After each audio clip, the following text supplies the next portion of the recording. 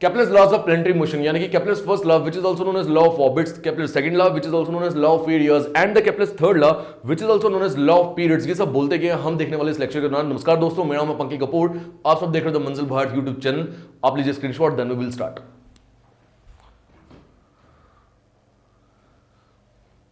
चलिए, तो स्वागत आप सभी का वापिस से साइंस में फिजिक्स के ग्रेविटेशन चैप्टर के अंदर। तो ऑलरेडी मैंने आपको बताया था कि एक लेक्चर के अंदर मैं आपको केपलर्स लॉज जो होंगे प्लैनेटरी मोशन के वो सिखाऊंगा। तो दोस्तों ये वही लेक्चर है जहां पर मैं आपको केपलर्स लॉज जो है प्लैनेटरी मोशन के वो सिखाने वाला हूं, और साथ एक और कॉन्सेप्ट होगा वेटलेसनेस का, वो भी हम इसी लेक्चर के दौरान कवर करने वाले हैं। तो दोस्तों सबसे पहले आपके मन में सवाल ये आता होगा कि सर केपलर्स लॉज, आप अगर इसके लिए एक अलग से डेडिकेटेड वीडियो पढ़ा रहे हो तो किस तरह के सवाल जो है वो ऑलरेडी पूछे गए हैं, एसएससी एग्जाम हो गया हो या फिर जेकेएसएसबी हो गया हो या फिर आने वाले टाइम पे पूछे जा सकते हैं, तो वो बताइए, आप उस पर थोड़ा सा रोशनी फेंकिए। तो मैं आपको बता दूं दोस्तों, सबसे पहला जो सवाल बनता है वो इनके नाम पे बनता है। यानी आप जानते जरूर हो Kepler first law, second law और थर्ड लॉ के नाम से, बट इनको जो दूसरे नाम से जाना जाता है, जो मैंने इस लेक्चर की शुरुआत में इंट्रोडक्शन के दौरान ही आपको बताया, वो आपको बेहतरीन तरीके से याद होने चाहिए। वहां पर कहीं इंटरमिंगलिंग या फिर कहीं पे कंफ्यूजन मत क्रिएट कर देना, क्योंकि वो एक सवाल डायरेक्टली एग्जाम में पूछा जाता है। यानी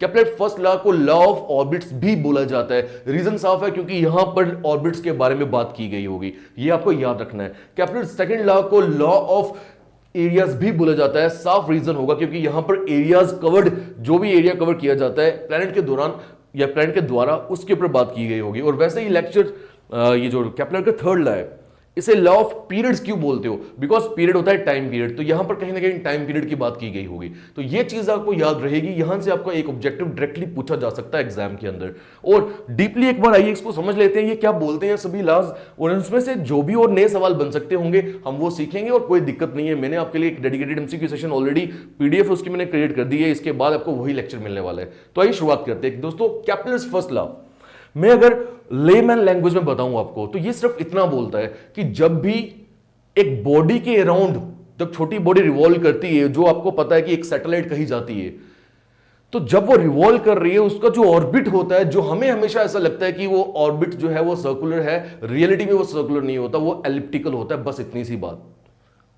आप एक बार रीड करिए, देखो क्या बोल रहे हैं।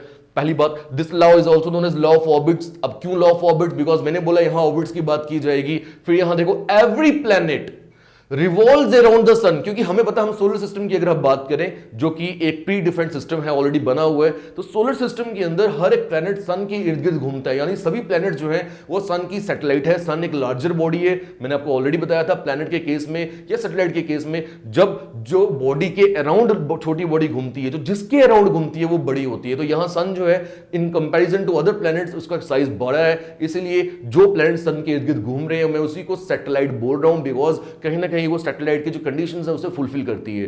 तो यहां बोल रहा है कि हर एक प्लैनेट रिवॉल्व करता है सन के अराउंड एक एलिप्टिकल ऑर्बिट में, but not the circular orbit. ये याद रखना है आपको। अब आगे देखिए, the sun is situated at one focus of the ellipse, और ये भी है कि सन एलिप्स के बिल्कुल सेंटर में नहीं होगा, किसी एक कोने में होगा, उसी कोने को बोला जाता है फोकस। समझ रहे हो? आइए मैं आपको एक बार डायग्राम के थ्रू समझाने की कोशिश करता हूं। दोस्तों ये मैंने एक एलिप्टिकल ऑर्बिट बनाने की कोशिश की है, उम्मीद करता हूं आपको समझ आ रहा होगा। और आप देखिए ध्यान से, सन जो है वो एग्जैक्टली सेंटर में नहीं है, सन जो है वो एक कोने में आ गया। यानी ये बोल रहे हैं जब भी प्लैनेट सन के इर्द गिर्द घूम रहा होगा तो सन कभी भी सेंटर में नहीं होगा, सन जो होगा वो किसी एक कोने में होगा। अब वो कोना ये वाला भी हो सकता है और वो कोना ये वाला भी हो सकता है। ठीक, दूसरी बात मैं आपको बता दूं, ये जो दो कोने हैं इनके अलग अलग नाम है। वो नाम क्या है वो आप मुझे कमेंट सेक्शन में बताएंगे, और वो नाम किस कोने का क्या नाम है, that is know your work, आप मुझे बताइएगा। चलो कमेंट सेक्शन में अगर नहीं भी बता सकते आप अभी सर्च करें और देखिए वो क्या है, मैं आपको लेक्चर के एंड में वो भी बता दूंगा। सुनिए मेरी बात। तो यहां पर आप देखो, सन जो है वो सिचुएटेड हो गया एक कोने में, और इसी कोने को बोला जा रहा है क्या? फोकस। अब जब ये एक एलिप्स आपको देखने को मिल रहा है, यहां कहीं ना कहीं दो अलग अलग रेडियस बन जाएंगे।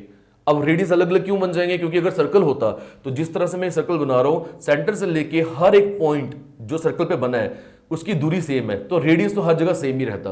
बट यहां पर आप देखो, ये रेडियस छोटा है और ये रेडियस बड़ा है। समझ रहे हो मेरा पॉइंट? इसलिए यहां से दो नए नाम निकल कर आ जाते हैं। एक्सिस की मैं अगर बात करूं, मैं अभी रेडियस की नहीं एक्सिस की बात कर रहा हूं। वो कैसे कि जो लंबा वाला है, ये जो बड़ा वाला एक्सिस है दोस्तों, इसको बोलेंगे मेजर एक्सिस, और ये जो छोटा वाला एक्सिस है इसे बोलेंगे माइनर एक्सिस। दोबारा रिपीट कर रहा हूं, बड़े वाले एक्सिस को क्या बोलेंगे? Major axis. और अगर मैं इसका हाफ हिस्सा लूंगा तो सेमी मेजर एक्सिस। जैसे यहां पर पूरे को क्या बोलते हैं? डायामीटर। याद आप सभी को क्या बोलते हैं? डायामीटर। और डायामीटर का आधा क्या होता है? उसे हम बोलते हैं रेडियस। तो वही तरीके से ये पूरा क्या होगा? Major axis. और इसका हाफ क्या होगा? Semi major axis. यहां लिख भी देता हूं।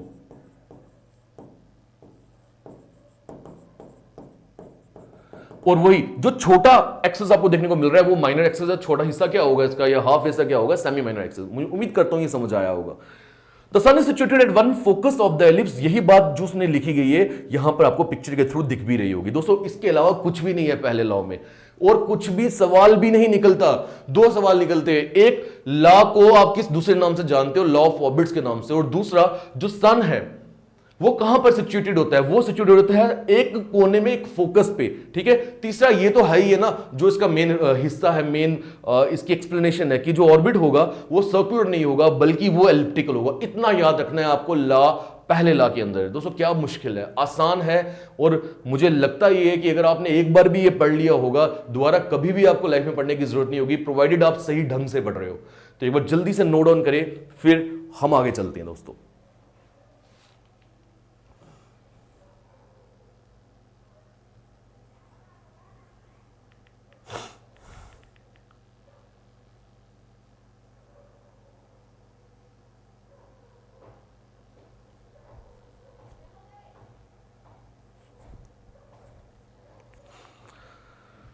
चले आगे, चलिए भाई।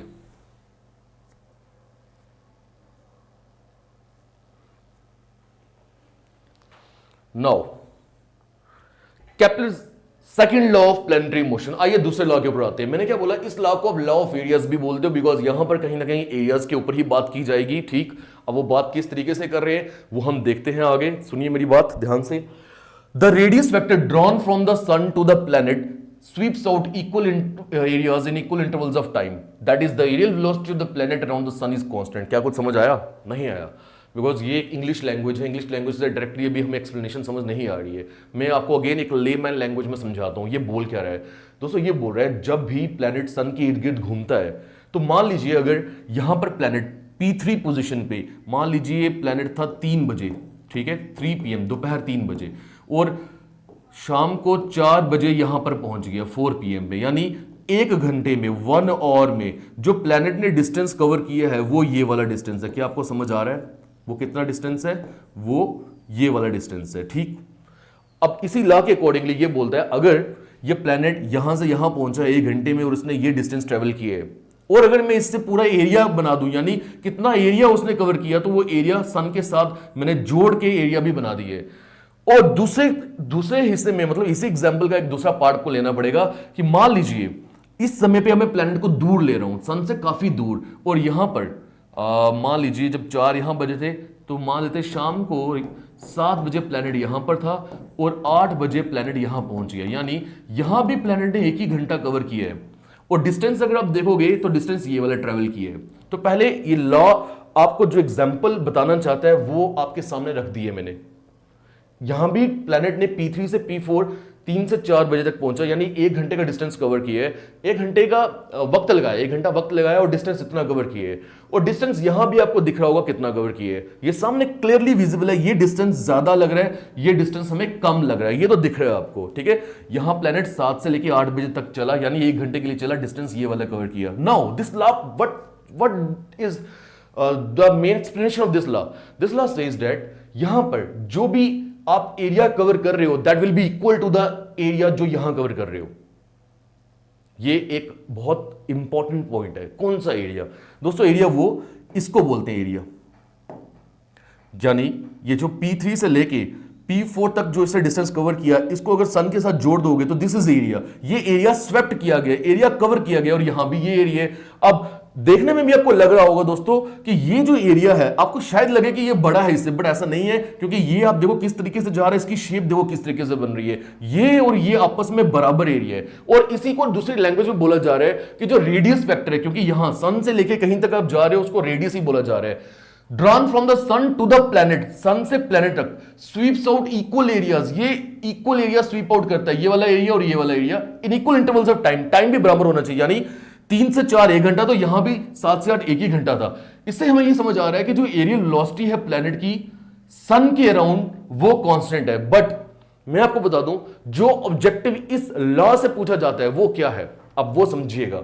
आप मुझे बताइए दोस्तों, यार इधर भी 3 से लेके 4 बजे तक प्लैनेट ने 1 ही घंटा जो है वो लगाया, और यहां भी 7 से लेके 8 बजे तक 1 ही घंटा लगाया है, 1 आवर लगाया है, ठीक, डिस्टेंस कवर करने के लिए। बट मुझे सामने ये दिख रहा है, दिस डिस्टेंस, ये वाला is much bigger than this distance. अरे ऐसा कैसे पॉसिबल है? ऐसा तभी पॉसिबल है when the planet is closer to the sun, its velocity is much higher as compared to the velocity when the planet is farther away from the sun. ये है जो इस लॉ से एक प्रॉपर निचोड़ निकल कर आ रहा है। मैं रिपीट कर रहा हूं, ये निचोड़ क्या है, I am repeating this thing, कि जब भी प्लैनेट सूरज के करीब होगा तो उसकी जो स्पीड होगी वो बहुत ज्यादा होगी। जब प्लैनेट सूरज से दूर होगा उसकी स्पीड उसके कंपैरिजन में कम हो जाएगी। तभी तो यहां स्पीड ज्यादा है, तभी तो ज्यादा डिस्टेंस कवर किया, क्योंकि टाइम तो यहां भी 1 आवर लिया था, टाइम यहां भी 1 आवर लिया था। तो क्यों ये डिस्टेंस ज्यादा कवर कर रहे हैं? एक ही पॉइंट निकल कर आता है यहां पर, वो पॉइंट ये है कि यहां पर कहीं ना कहीं प्लैनेट की स्पीड जो होगी वो ज्यादा होगी। दोस्तों हमें पता है कि स्पीड का फॉर्मूला क्या रहता है, डिस्टेंस अपॉन टाइम। अब यहां आपने टाइम को क्या कर दिया है, कांस्टेंट कर दिया है, ठीक है ना, टाइम कांस्टेंट है, यहां भी 1 आवर था और वहां भी 1 आवर है। और आप देख रहे हो कि एक तरफ डिस्टेंस जो है वो ज्यादा कवर कर रहा है। ऑब्वियसली डिस्टेंस अगर ज्यादा कवर कर रहा है, कौन सा, वो ये वाला है ना, तो वहां उसकी स्पीड भी क्या होगी, ज्यादा, क्योंकि यहां डायरेक्टली प्रोपोर्शनल बनता है, तभी पॉसिबल है यार, और किसके अलावा कहीं पॉसिबिलिटी बनती भी नहीं है। तो आपको यहां से सिर्फ ये याद रखना है, मैं लिख भी देता हूं इसको, जब प्लैनेट क्लोजर टू सन होगा तो स्पीड इज लार्जर, और जब planet farther away from sun speed is smaller, तब उसकी स्पीड जो होगी दोस्तों वो कम हो जाएगी। तो ये निचोड़ जो निकल कर आ गया, अब आपको समझना यही था। चलिए दोस्तों जल्दी से नोट डाउन करिए, then we will switch on to Kepler's third law.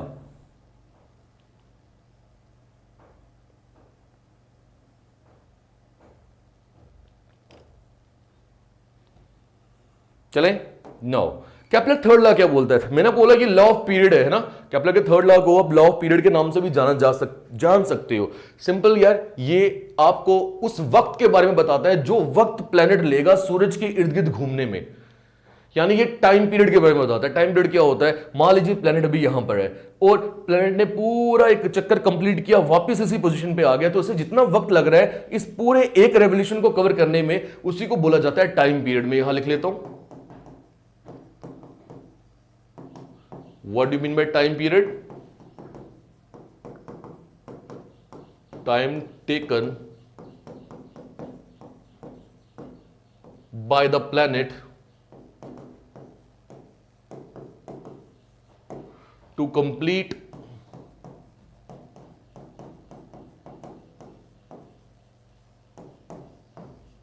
one revolution around the sun।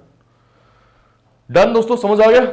तो अब ये लॉ बोलता है कि T square directly proportional to R cube, बस इतना याद रखना। आप क्या बोलेगा, ये T square is directly proportional to R cube. और यहां टी क्या है, टी वही है time taken by the planet, देख रहे हो आप, T is time taken by the planet, और कब, टू कंप्लीट वन रेवोल्यूशन। और आर क्या है, semi major axis of the elliptical orbit. Semi major axis कौन सा होगा, देखो हमें पता है कि ये पूरा वाला एक्सिस कौन सा है, ये मेजर एक्सिस है, मालूम है। और अगर मैं यहां से लेके यहां तक की बात करूंगा, इसे बोलूंगा मैं सेमी मेजर एक्सिस, यानी ये इस रेडियस की बात कर रहा है, इस वैल्यू की बात कर रहा है, इस डिस्टेंस की बात कर रहा है। समझ रहे हो मेरा पॉइंट? तो यहां पर देखिए, इसी को इंग्लिश में लिखा गया इस तरह से, क्या, the square of the time period, the square of the time period किसका, of revolution of a planet around the sun is directly proportional to what, the cube of the semi major axis, है ना। और क्या है, semi major axis किसके, इसके elliptical orbit के। मैं रिपीट कर रहा हूं, again I am telling you that this t is what, time period, and this r is what,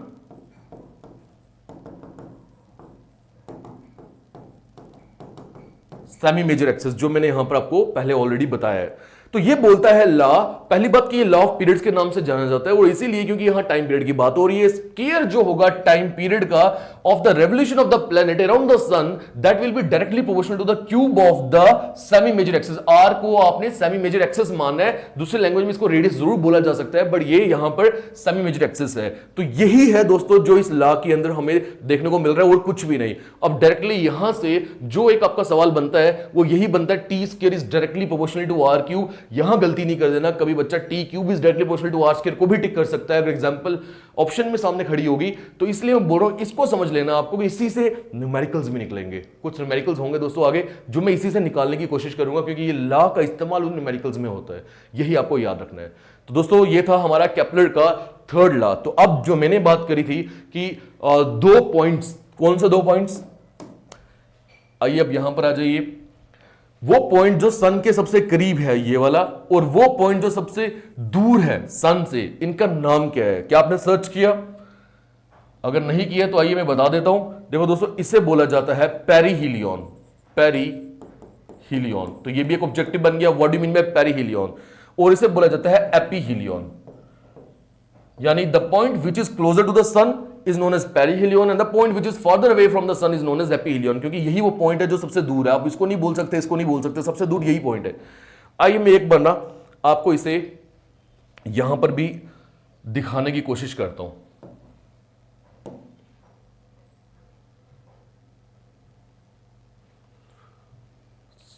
keyboard कहां भैया?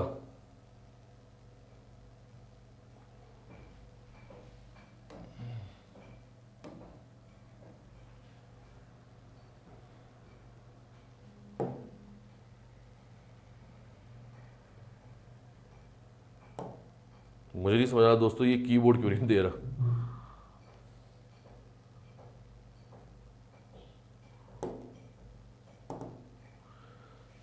क्या ये वॉइस लेगा? Perihelion, perihelion, perihelion. नहीं, ये वॉइस नहीं ले रहा है। चलो कोई दिक्कत नहीं है, आप सर्च करो, वहां आपको मिल ही जाएगा। ठीक है, हम आते हैं वापस नोट के ऊपर। ये लीजिए, चलो आपको मैं दिखा ही देता हूं यार। ऐसा करते हैं, मैं इसका चलो मेल कर देता हूं मैं, वो समझ आ जाएगा आपको। जस्ट अ सेकेंड दोस्तों, वीडियो को पॉज करिए आप।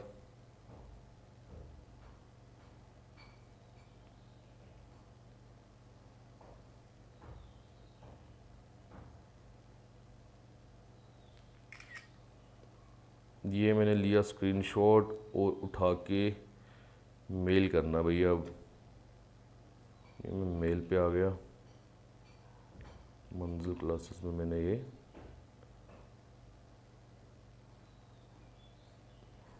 मेल कर दिया। चलिए, मुझे लगता है मेल आ चुकी होगी। आइए मेल पे आते हैं डायरेक्टली हम।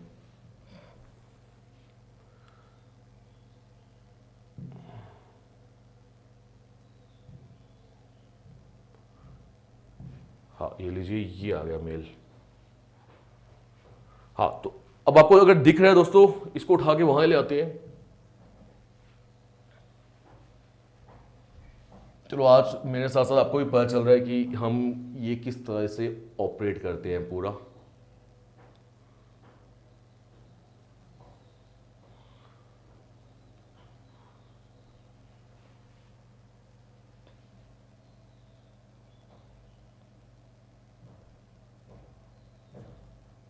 मुझे चाहिए इसके लिए ब्लैंक स्क्रीन, यहां लाएंगे हम।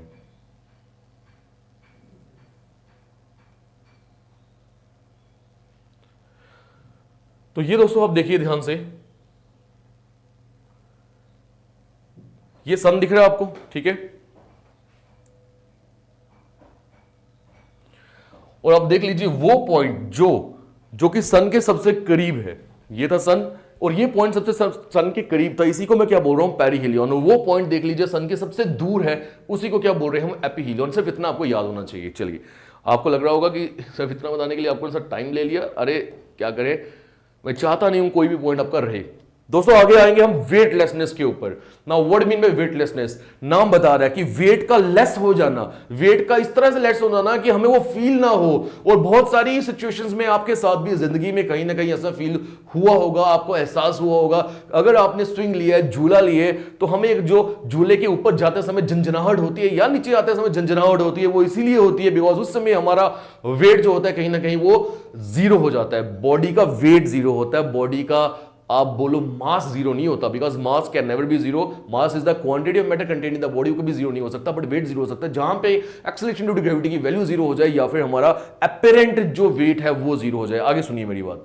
तो वेटलेसनेस एक ऐसी सिचुएशन है जहां पे इफेक्टिव वेट जो होगा बॉडी का वो जीरो हो जाता है। अब अंत में आपके सवाल आ रहा होगा, सर और कहां कहां पर होता है, कौन सी सिचुएशंस है? मैंने वो सिचुएशंस आपके सामने रखी है। When the body is taken at the centre of the earth, because मैंने आपको क्या बताया था, जब भी आप बॉडी को सेंटर ऑफ अर्थ पे लेके जाओगे तो होगा क्या, वहां पे जी की वैल्यू हो जाती है जीरो। और बिकॉज वी नो दैट कि वेट का फॉर्मूला है mg। अब बिकॉज जी जीरो है तो अब जी की वैल्यू जब जीरो सब्स्टिट्यूट करोगे जी के अंदर, तो वेट हमारा फिर कितना निकल कर आएगा दोस्तों, जीरो हो जाएगा। क्लियर हो गया पॉइंट। दूसरा, when the body is lying in a freely falling lift, वही जो मैंने आपको अभी एग्जांपल दी स्विंग की, वही एग्जांपल आ गई फ्रीली फॉलिंग लिफ्ट। अब फ्रीली फॉलिंग लिफ्ट का मतलब पता क्या हो गया कि एक लिफ्ट जब ऊपर से नीचे की ओर आए और मान लीजिए कि उसको ऊपर से किसी ने पकड़ा ना हुआ हो, टूट गई है उसकी रोप, रोप होती है ना, वो रोप टूट गई है और लिफ्ट पूरी नीचे गिर रही है, तो वो आप कहीं ना कहीं बोल सकते हो कि वो बॉडी का वेट जीरो कर देगी। ठीक है, आगे, when the body is inside the spacecraft or a satellite which is orbiting around the earth, किसी भी स्पेसक्राफ्ट की बात करें या किसी भी सैटेलाइट की बात करें जो कि अर्थ के अराउंड घूम रही है, यानी वो स्पेस में है, जहां पे जी की वैल्यू जो है दोस्तों वो जीरो है, तो वहां पर भी बॉडी का वेट कितना हो जाएगा, जीरो, क्योंकि जी की ही वैल्यू जीरो है। और बॉडी जब हम नल पॉइंट्स पे लेकर जाते हैं दोस्तों, एक पॉइंट मैं बता दूं, बहुत सारी ऐसी लोकेशंस है, आप अर्थ के ऊपर भी अगर मैं बात करूं तो जहां पर नल पॉइंट है, जी की वैल्यू जीरो है, बट वो डिस्कवरेबल नहीं है और कहीं ना कहीं डीप है, वो डीप है, जहां पर नल पॉइंट आ जाते हैं वहां पर भी बॉडी का जो वेट है वो जीरो हो जाता है। तो this is all about weightlessness. आपको वेटलेसनेस के बारे में सिर्फ इतना मालूम होना चाहिए कि एक ऐसी सिचुएशन जहां पर बॉडी का वेट जीरो हो जाए उसी को वेटलेसनेस बोलते हैं। तो आइए दोस्तों एक बार क्विक रिवीजन देते हैं जो भी हमने भी इस लेक्चर के अंदर पढ़ा। चलो बताइए, मैं आपसे सवाल कर रहा हूं, अपने मन में उसका जवाब दीजिएगा। केपलर के पहले लॉ को किस नाम से जाना जाता है? केपलर के पहले लॉ को लॉ ऑफ ऑर्बिट के नाम से जाना जाता है। डन, ये हटेगा नहीं क्या? हटेगा।